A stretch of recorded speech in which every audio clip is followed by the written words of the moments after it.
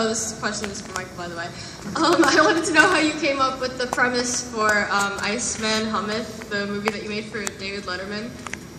It's this thing where I had hockey players getting ready to play a game, and an orchestra getting ready to perform, and it was all match cuts, so everything like led into another thing.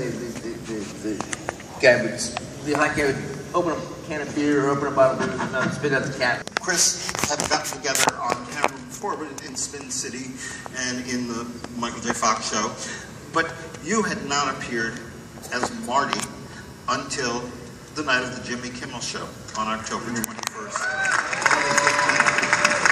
Was that the first time you put back the orange vest? Yeah, it's the first time I put the Marty drag on again.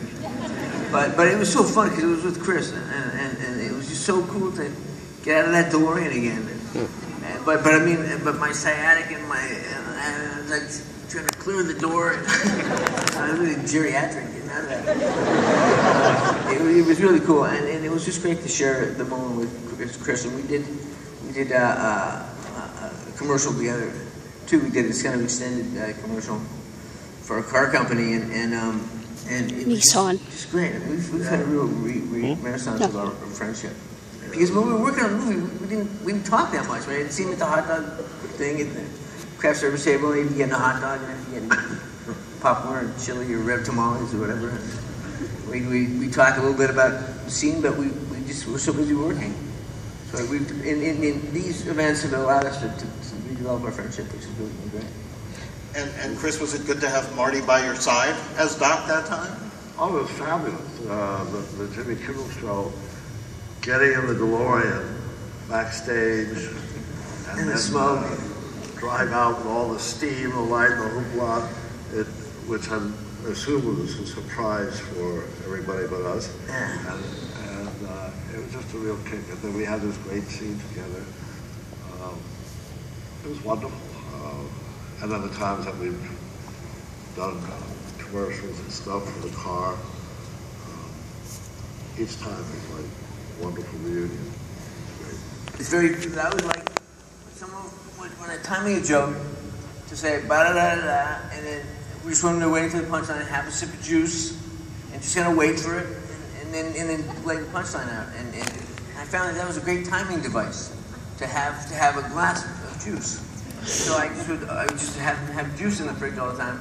So when I had a big joke coming up, I go to the fridge and I'd be doing the intro to it, and I'd just long back to the fridge, back upstage, and I'd get it, and then I'd wander back down, and Mallory would be saying how her and Nick have one brain, one mind, and I'd glance and I'd go, who's using it tonight? Thank you so much. I remember that. Hi, you're one of my favorite movies that I ever liked, and if you could all relive the making of all three of the movies, would you, and why? Relive it? Relive it? Yeah.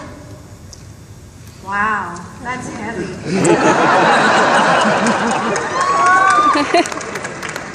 Would you? What's this thing about heavy?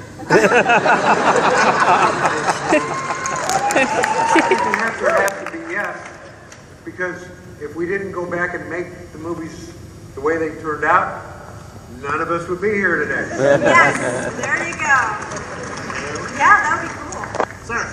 I have a question for Michael, but first I want to thank you for the work your foundation's doing. My father.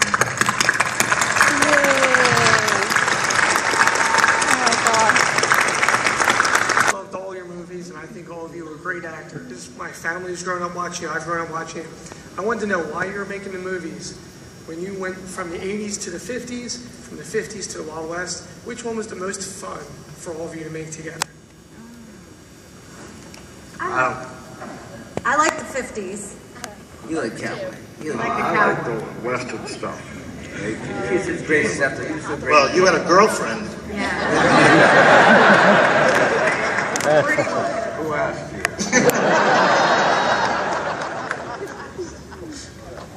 What? No, nothing. I like the 50s. I like the Johnny B. Good thing was just so fun for me. And her in the dress was just so. was so sexy. I mean, it's the biggest dress I've ever seen, but somehow it was like just made her more sexy. Thank you. Thank you, everybody. Let's please give it up for our wonderful cast.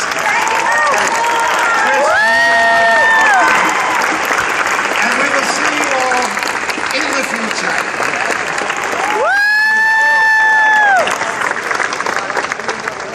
That was awesome.